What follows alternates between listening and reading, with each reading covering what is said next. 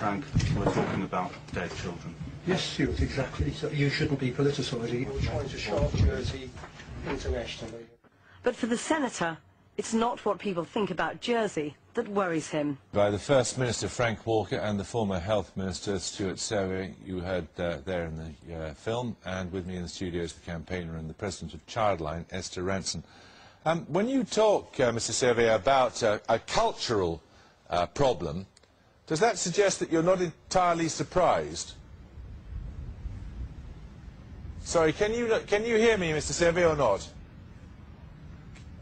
You're very faint, so could you repeat that, please? Yes, I'll repeat the question. Yes, we heard you in that piece talking about a cultural problem in the way that childcare was dealt with in Jersey.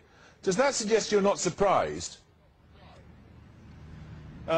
I was aware of deficiencies within the service, but certainly early last year the kind of information that started to be brought to my attention by whistleblowers, by witnesses and by victims was surprising at that stage. But as the year progressed, it became depressingly familiar, which is why, unfortunately, I wasn't truly shocked to learn of the events here. Do you have a view about why there could have been that cultural problem on Jersey?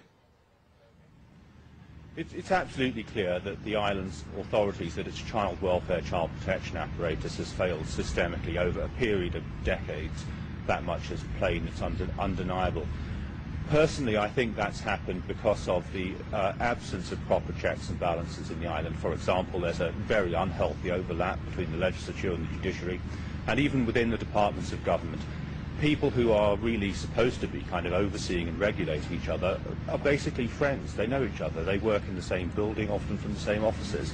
So there isn't really the kind of independent, rigorous oversight of these systems, which I think goes quite a long way to explaining why the system has failed to protect these children.